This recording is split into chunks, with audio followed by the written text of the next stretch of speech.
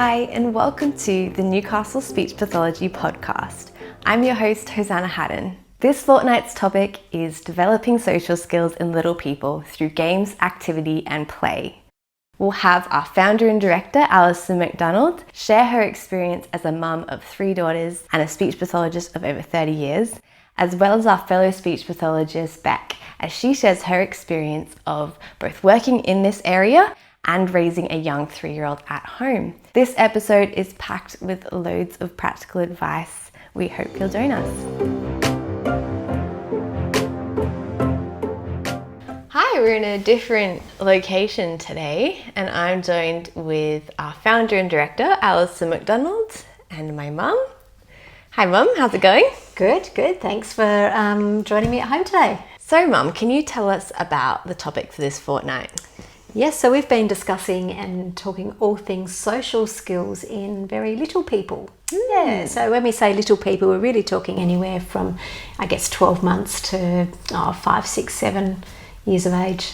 Yeah. So, as a mum of 3 beautiful daughters, Stunning daughters, yes. and as a speech pathologist of over 30 years, you spent a lot of time with young people.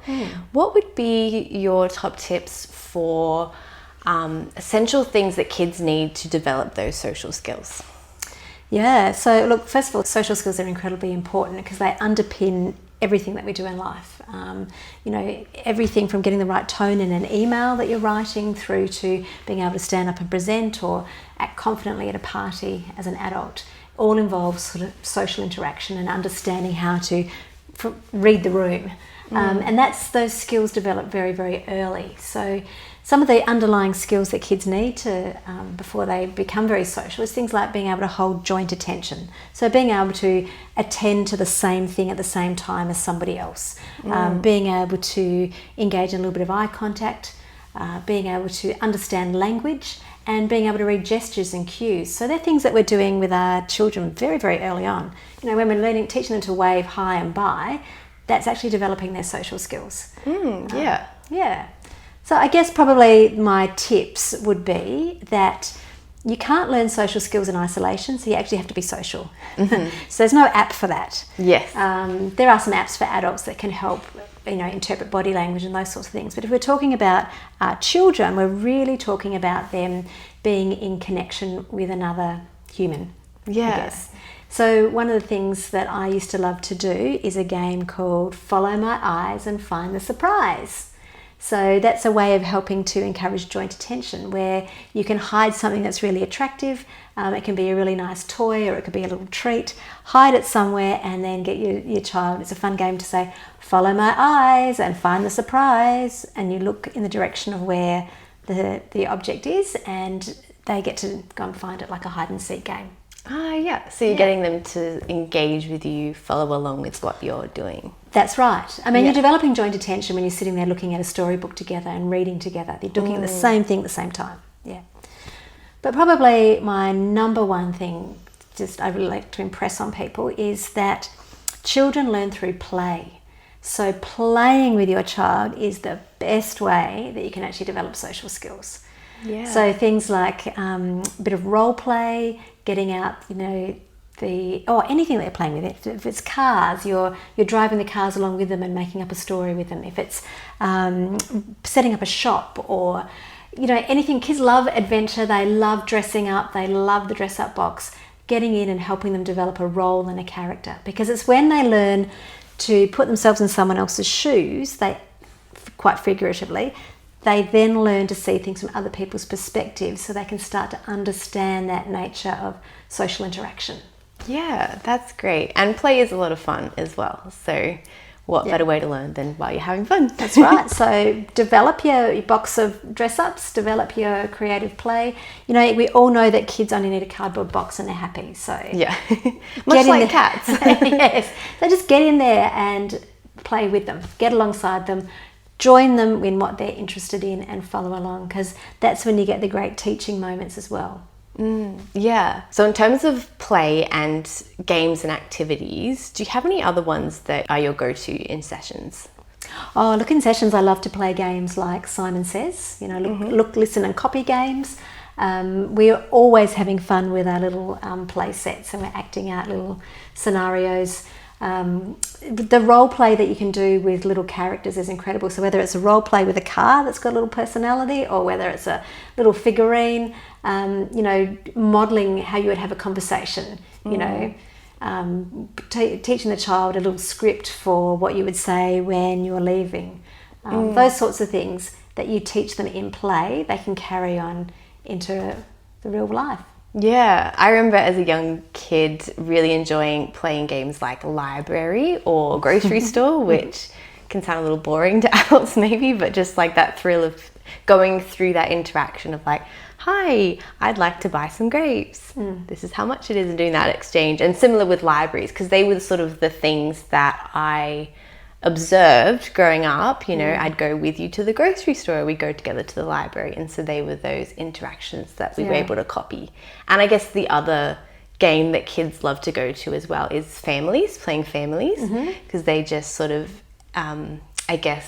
emulate what they are seeing in the world around them. Yeah.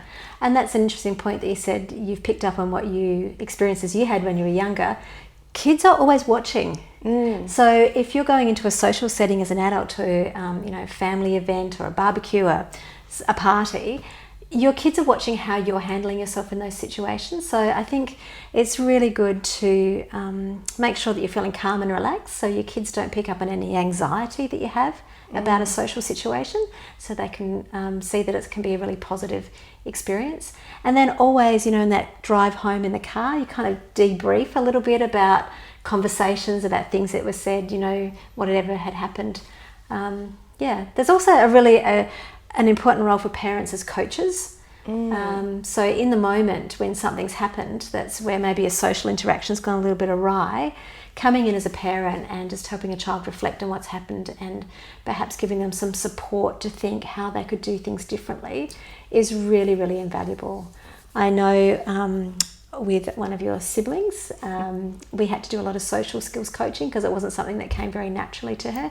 Having a diagnosis of autism meant that there was a few things that she didn't quite just absorb. So we had to be really, really specific and sort of teach her some routines and some scripts so she felt like she was equipped to go into new environments. And lots of practice beforehand. Practice, and then go out and give it a go. Yeah, that's really good. Is there anything else that families should be doing at home that can get kids equipped with social skills? Probably another element that can be underrated is actually family game time. So playing games with kids, like board games, or we've mentioned role play, but there's also the more structured games where you're following rules, you're taking turns. Games like Lotto, anything will really help kids' social skills. It will teach them a lot about process and about rules, about interactions, about winning, losing, how to handle yourself in those situations, which are really, really important for getting along at school and getting along as an adult. Yeah, definitely. Games nights are something that can continue on to adulthood. That's right. Yeah. And also that's where you learn about how to lose well, how to share, take turns. So lots of learning going on there. Yeah. Families are a place where you just constantly are learning and information is being absorbed all the time. Yeah, definitely.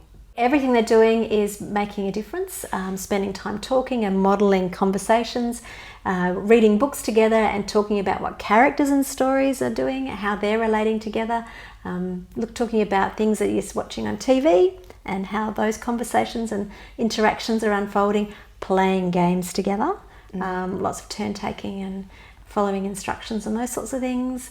Just having fun, just showing that it's a nice positive experience to be around other people. Yeah, that's good. That's a nice little summary for us. Well, thanks for having this chat today, Mum. It's a pleasure. I love talking about families and kids and things that we can do to really support and encourage them. Thanks for listening to this week's episode. This podcast is hosted by Hosanna Haddon. If you're looking for some more information, you can head to our website at nsp.com.au or head to our YouTube channel to catch up on previous episodes. Thanks for listening. We hope you have a great week.